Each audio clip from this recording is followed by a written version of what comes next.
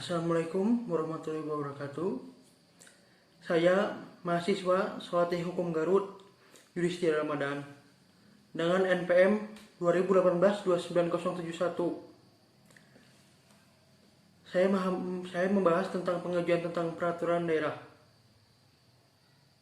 Pertama-tama, apa itu peraturan daerah? Peraturan daerah atau Perda adalah peraturan perundang-undang yang dibentuk oleh Dewan Perwakilan Rakyat Daerah atau DPRD dengan persetujuan bersama kepala daerah.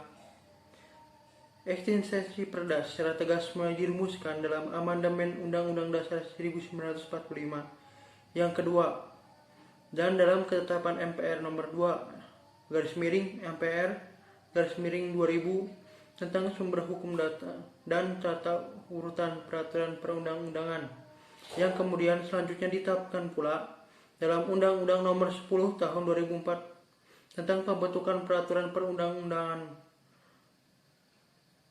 Berdasarkan pasal 7 ayat 1 Undang-Undang Pembentukan Peraturan Perundang-undangan, jenis dan hierarki peraturan perundang-undangan adalah sebagai berikut. Pertama, atau 1. Undang-Undang Dasar Negara Republik Indonesia tahun 1945. 2. Undang-undang atau peraturan pemerintah pengganti undang-undang. 3. Peraturan pemerintah. 4. Peraturan presiden. 5. Peraturan daerah. Pasal 7 ayat 2 selanjutnya dinyatakan bahwa peraturan daerah sebagaimana dimaksud dalam ayat 1 huruf E di atas meliputi peraturan daerah provinsi yang dibuat oleh Dewan Perwakilan Rakyat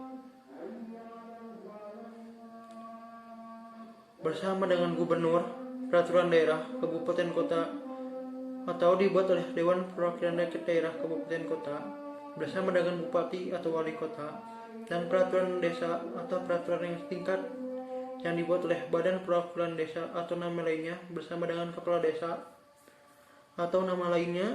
Dalam penjelasan pasal 7 ayat 2 huruf A dinyatakan dalam bahwa kanun yang berlaku di daerah Provinsi Nanggur Aceh Darussalam dan Perda daerah khusus serta berdasi yang berlaku di Provinsi Papua termasuk Perda. Dengan demikian, Perda adalah atau peraturan daerah adalah peraturan terendah dalam hierarki peraturan perundang-undangan yang memiliki atau materi muatan yang paling banyak dan memiliki tingkat fleksibilitas yang sempit karena harus sejalan dengan peraturan perundang-undangan yang berada di atasnya. Ini dapat dipahami dari sudut pandang pendekatan Stupenbau des Rechts yang diutarakan Hans Kelsen bahwa hukum positif atau peraturan dikonstruksikan berjenjang dan berlapis-lapis. Peraturan yang rendah bersumber dari dan tidak boleh bertentangan dengan peraturan yang lebih tinggi, yang kemudian kita kenal dengan asas lex superior derogat legi inferiori. Dalam perspektif lain, Perda juga dapat dianggap sebagai peraturan yang mencerminkan nilai-nilai yang terkandung dalam masyarakat di daerah karena dimungkinkan muatan Perda yang mengakomodasi kondisi khusus daerah seperti yang terjadi di Nanggur Aceh Darussalam. Posisi Perda yang terbuka tersebut juga sering digunakan pemerintah daerah atau Pemda sebagai instrumen untuk meningkatkan pendapatan asli daerah melalui pungutan yang timbul dari peraturan daerah, pajak daerah, atau Perda retribusi daerah. Ya, sejak berlakunya Undang-Undang nomor 22 tahun 1999 tentang pemerintah daerah, sebagaimana telah diganti dengan Undang-Undang nomor 32 tahun 2004 tentang pemerintah daerah. Sejak otonomi daerah, telah ribuan Perda dibuat oleh Pemda baik pada tingkatan provinsi maupun kabupaten kota. Di antara Perda-Perda tersebut banyak yang dianggap bermasalah baik karena menimbulkan ekonomi biaya tinggi, memberatkan masalah di daerah, dan berdampak pada kerusakan lingkungan akibat izin yang ditimbulkannya. Berdasarkan data Departemen Dalam Negeri dari tahun 2002 hingga 2009 dan di atasnya, sekitar 1064 Perda telah dibatalkan dengan keputusan Menteri Dalam Negeri, sedangkan 1999 lainnya masih dalam proses pembatalan. Sebagai instrumen hukum negara, Perda-perda yang bermasalah tersebut dapat dilakukan pengujian. Sekarang ini, perda yang bertentangan dengan kepentingan umum dan atau bertentangan dengan peraturan yang lebih tinggi dapat diuji oleh dua lembaga lewat dua model kewenangan, yaitu judicial review oleh Mahkamah Agung dan executive review oleh pemerintah. Sekarang akan langsung tentang pengujian perda oleh Mahkamah Agung. Pada dasarnya ini adalah judicial review. Mahkamah Agung merupakan lembaga yang melakukan kekuasaan kehakiman yang diberi kewenangan oleh Undang-Undang Dasar 1945 untuk dapat melakukan pengujian peraturan perundang-undangan di bawah undang-undang terhadap undang-undang. Kewenangan demikian ini kemudian dikenal dengan istilah judicial review atau pengujian peraturan perundang-undangan oleh lembaga kehakiman. Selain Mahkamah Agung, kewenangan judicial review juga dimiliki oleh Mahkamah Konstitusi yang berwenang menguji undang-undang terhadap undang-undang dasar. Bila dikaitkan dengan jenis dan hierarki peraturan perundang-undangan yang diatur dalam pasal 7 Undang-Undang Pembentukan Peraturan Perundang-undangan, maka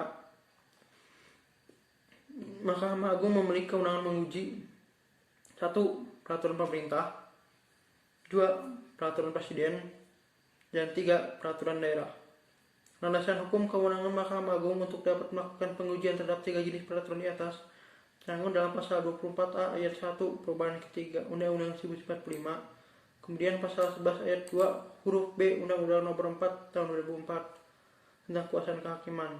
Selanjutnya pasal 31 ayat 2 Undang-Undang Nomor 5 Tahun 2004 tentang Mahkamah Agung memberi ukuran atau alasan suatu peraturan di bawah undang-undang dapat dibatalkan, yaitu 1.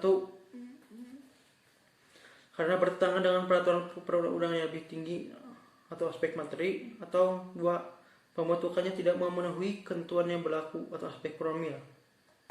Untuk melaksanakan kewenangan pengujian peraturan perundangan, Mahkamah Agung telah mengeluarkan peraturan Nomor 1 Tahun 1999 tentang hak uji materi yang sudah diganti dengan Perma Nomor 1 Tahun 2004. Dalam menjalankan kewenangannya itu, Mahkamah Agung bersifat pasif. Permohonan keberatan yaitu suatu permohonan sekelompok masyarakat atau perorangan yang berisi keberatan terhadap berlakunya suatu peraturan perundang-undangan yang diduga bertentangan dengan peraturan perundangan tingkat lebih tinggi diajukan ke Mahkamah Agung baik secara langsung ke Mahkamah Agung maupun melalui pengadilan negeri yang membawahi wilayah hukum tempat kedudukan pemohon untuk mendapatkan putusan. Ukuran yang dijadikan Mahkamah Agung dalam menguji peraturan daerah adalah menjawab pertanyaan apakah suatu perda 1. bertentangan dengan peraturan perundang-undangan yang lebih tinggi dan atau 2. pembentukannya tidak memenuhi ketentuan yang berlaku. Bila satu perda yang dimohonkan bertentangan dengan peraturan yang lebih tinggi dan atau pembentukannya tidak memenuhi ketentuan yang berlaku pada Mahkamah Agung mengabulkan permohonan dan memerintahkan pemerintah daerah bersama dengan DPRD untuk mencabut perda tersebut paling lama dalam waktu 90 hari. Terhadap putusan pembatalan perda yang dilakukan oleh Mahkamah Agung tidak dapat diajukan peninjauan kembali. Peraturan daerah atau peraturan perundang-undangan di bawah undang-undang lainnya hanya dapat diajukan permohonan keberatan atau pengujian kepada Mahkamah Agung paling lambat sebelum 180 hari pengundangan peraturan tersebut. Hal lain perlu dicermati adalah tidak diaturnya batas waktu proses pengujian peraturan perundang-undangan termasuk perda oleh Mahkamah Agung. Misalnya kapan dan berapa lama waktu penunjukan majelis bagi hakim dilakukan dan berapa lama waktu maksimal yang dapat digunakan majelis hakim untuk memeriksa perkara pengujian peraturan dengan menumpuknya perkara kasasi di Mahkamah Agung berpotensi membuat perda yang sedang diuji terkatung-katung pelaksanaannya di daerah karena pengujian yang lama. Selanjutnya, evaluasi peraturan daerah oleh pemerintah atau executive review. Pengujian perda oleh pemerintah atau yang dalam kajiannya pengujian peraturan dikenal dengan istilah executive review, lahir dari kewenangan pengawasan pemerintah pusat terhadap penyelenggaraan pemerintah daerah. Dalam rangka pengawasan terhadap Undang-Undang Nomor 32 Tahun 2004 memberi perintah bahwa perda yang dibuat oleh BPD bersama kepala daerah agar disampaikan kepada pemerintah paling lama 7 hari setelah ditetapkan. Terkait dengan pembatalan perda, pasal 136 ayat 4 Undang-Undang Nomor 32 Tahun 2004 menyebutkan bahwa peraturan daerah dilarang bertentangan dengan kepentingan umum dan atau peraturan perundang-undangan yang lebih tinggi. Dalam rangka executive review, ada dua bentuk pengawasan yang dilakukan oleh pemerintah, yaitu pengawasan preventif dan pengawasan represif.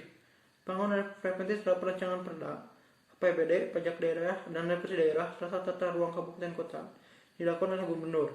Sedangkan pengawasan preventif adalah perancangan perda, APBD, pajak daerah, dan represi daerah serta tata ruang provinsi dilakukan oleh pemerintah pusat. Selanjutnya, pengawasan represif dilakukan terhadap seluruh perda yang sudah dibuat oleh pemerintah daerah, termasuk perda yang pada dasarnya sudah dilakukan pengawasan represif dan preventif. Dengan demikian, dimungkinkan dalam suatu perda dilakukan dua pengawasan tersebut.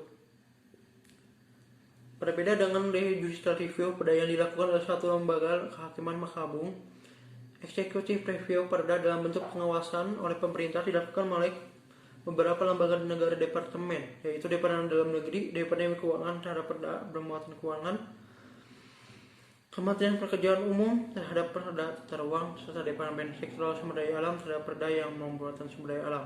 Tidak jarang proses evaluasi pengujian perda oleh pemerintah dilakukan lintas departemen yang dikoordinasikan oleh Departemen Dalam Negeri selaku pembina pemerintah daerah.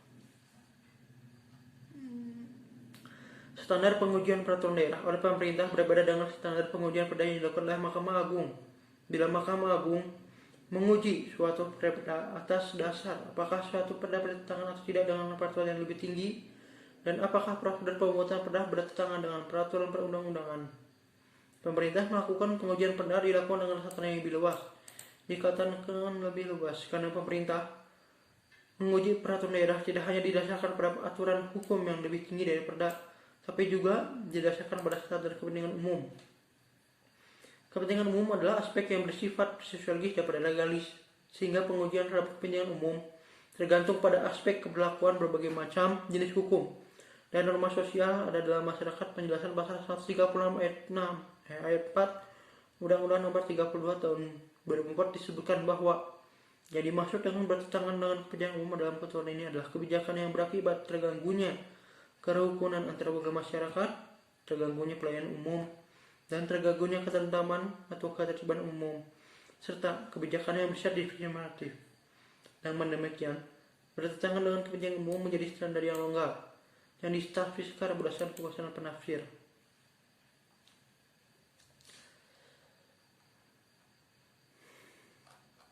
Bentuk hukum pembatalan perda sebagaimana disebutkan dalam pasal 145 ayat 4 Undang-Undang Nomor 32 Tahun 2004 adalah peraturan presiden, selanjutnya disingkat dengan peraturan presiden. Namun, dalam praktiknya, pembatalan perda sepanjang ini dilakukan dengan menggunakan keputusan Menteri Dalam Negeri atau Kepmendagri. Dengan demikian, pembatalan perda melalui Kepmendagri merupakan sebuah kekeliruan hukum. Kekeliruan itu terjadi karena instrumen hukum untuk membatalkannya perda harus dalam bentuk perpres, bukan Kepmendagri. Lagi proper sangat janggal karena perda yang masuk dalam rumpun regeling dibatalkan oleh keputusan yang masuk dalam rumpun basiking. Setidaknya, keputusan Menteri Dalam Negeri yang membatalkan perda tersebut belum final sebagai keputusan pembatalan perda oleh pemerintah, karena peraturan tersebut harus dikukuhkan atau dikemas ulang dalam bentuk peraturan presiden. Apabila pemerintah tidak mengeluarkan peraturan presiden untuk membatalkan peraturan daerah, maka perda tersebut yang tetap berlaku. Kita sampai pada Kementerian Perhubungan ke-9. Banyaknya jumlah perda dan isinya yang beragam serta mekanisme terpusat pengujian perda oleh pemerintah dan Mahkamah Agung yang tidak efektif, efisien, dan transparan. Maka perlu dipikir ulang untuk membentuk mekanisme yang dapat menstimulasi pembangunan daerah dan perlindungan terhadap kebanyakan masyarakat daerah. Tidak adanya mekanisme pendataan perda juga tidak baik karena kecenderungan pemerintah daerah yang masih korup menyerahkan pengaturan dan otonomi daerah kepada pemerintah tanpa kontrol, sama halnya menggagalkan otonomi daerah. Sekarang ini, Departemen Hukum dan HAM lewat Direktorat Peraturan Perundang-undangan sedang menggagas satu mekanisme tambahan. Masalahnya terkait dengan bagian kewenangan dalam mengurus sumber daya alam. Alih-alih pada pengujian tersebut dapat dikatakan gagal atau tidak. Akhir kata, sekian pembahasan saya yang terkait dengan pengujian tentang peraturan daerah. Mohon maaf bila ada kesalahan tutur kata yang tidak tepat karena saya masih dalam tahap pembelajaran dalam hal ini. Akhir kata, sekian. Waalaikumsalam warahmatullahi wabarakatuh.